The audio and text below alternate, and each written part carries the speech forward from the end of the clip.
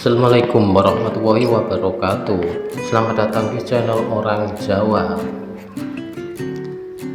Video kali ini kita akan membahas tentang sejarah Sungai Bengawan Solo yang mungkin perlu kalian ketahui. Sungai Bengawan Solo adalah sungai terpanjang di Pulau Jawa. Sungai ini memiliki panjang 548,53 km dan melintasi dua provinsi, yaitu Jawa Tengah dan Jawa Timur. Sungai ini memiliki hulu di lereng Gunung Lawu dan mengalir melintasi berbagai kota besar seperti Wonogiri, Solo, Ngawi, dan Bojonegoro sebelum akhirnya bermuara di Laut Jawa.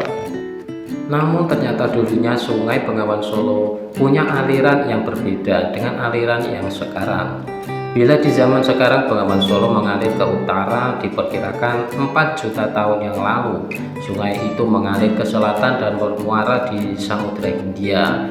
Namun keberadaannya hilang akibat pergerakan lempeng Indo-Australia. Sungai Bengawan Solo purba dulunya membentang sejauh 20-an kilometer.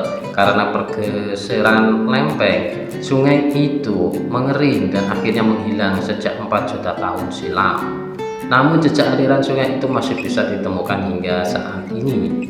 Salah satu tempat yang masih bisa dilihat dari adanya bukti peninggalan Sungai Bengawan Solo purba adalah di kawasan Gunung Sewu.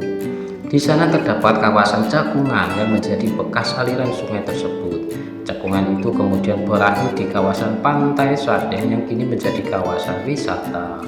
Cekungan yang merupakan jejak Sungai Bengawan Solo purba kemudian dinamakan Cekungan Batu Retno. Cekungan ini memanjang dari Pantai Sadeng ke kawasan Waduk Gajah Mungkur yang memiliki topografi berupa dataran bergelombang dengan ketinggian kurang lebih 150 sampai 175 mdpl. Batuan dasar Cekungan Batu Retno terdiri dari persilangan antara batuan gamping fragmental dengan kalkarenit dan kalsilutit. Kini bekas aliran Bengawan Solo yang berada di desa Cekungan Batu Retno menjadi lahan yang subur. Banyak warga yang memanfaatkannya untuk bercocok tanam. Perubahan aliran Sungai Bengawan Solo purba disebabkan oleh adanya pengangkatan tektonik. Pada sekitar 4 juta tahun silam, lempeng Australia menghujam ke bawah lempeng Eurasia karena massa jenis lempeng Australia lebih berat daripada lempeng Eurasia, sehingga terjadi zona subduksi atau zona penunjaman. Akibatnya lempeng Eurasia yang massa jenisnya lebih ringan menjadi terangkat ke permukaan.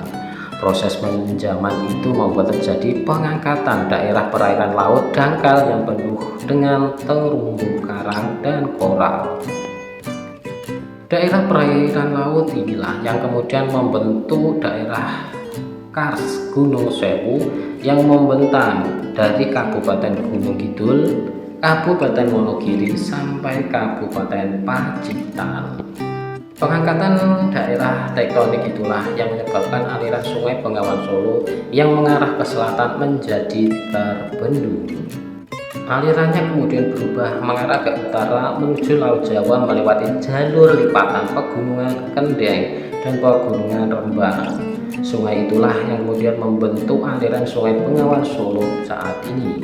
Berdasarkan hasil penelitian kehidupan manusia purba, wilayah yang dulunya menjadi aliran Sungai Bengawan purba itu ditemukan banyak peninggalan bersejarah. Di sana banyak ditemukan fosil-fosil seperti penemuan sisa makanan manusia purba dan gua-gua tempat mereka tinggali. Selain itu, menurut warga setempat, di tempat itu juga banyak ditemukan fosil binatang laut. Sungai ini telah menjadi sungai yang sangat penting sejak zaman dahulu hingga saat ini. Ada banyak masyarakat yang memanfaatkan sungai ini untuk berbagai kebutuhan seperti pertanian dan perdagangan. Sungai Bengawan Solo merupakan sungai yang melewati dua provinsi sekaligus, yaitu Provinsi Jawa Tengah dan Jawa Timur. Pasti banyak yang penasaran dengan sejarah Sungai Bengawan Solo. Sejarah dari sungai ini bisa dilihat dari asal-usul namanya yang lebih dulu. Bengawan Solo terdiri dari dua kata, yaitu Bengawan dan Solo. Bengawan dalam bahasa Jawa memiliki arti sungai yang besar, sementara itu Solo merupakan nama desa di Surakarta. Dahulu kota Solo merupakan daerah hulu sungai yang bermuara di pantai Sade di Gunung Kidul. Namun akibat adanya peristiwa alam menjadikan arah aliran sungai berubah seperti Sungai Bengawan Solo saat ini.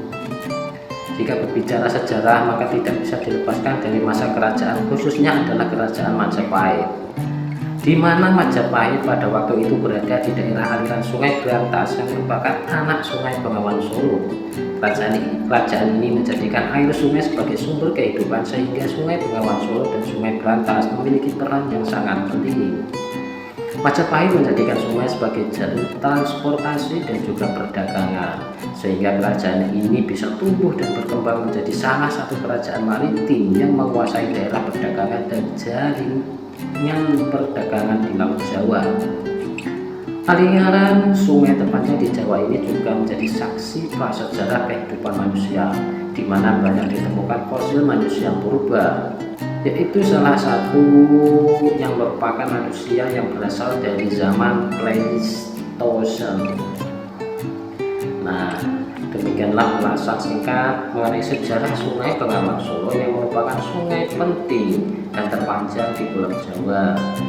Semoga bisa menambah wawasan terkait sungai terpanjang di Pulau Jawa ini ya. Mugi-mugi dipunparingi manfaat. Matur nuwun.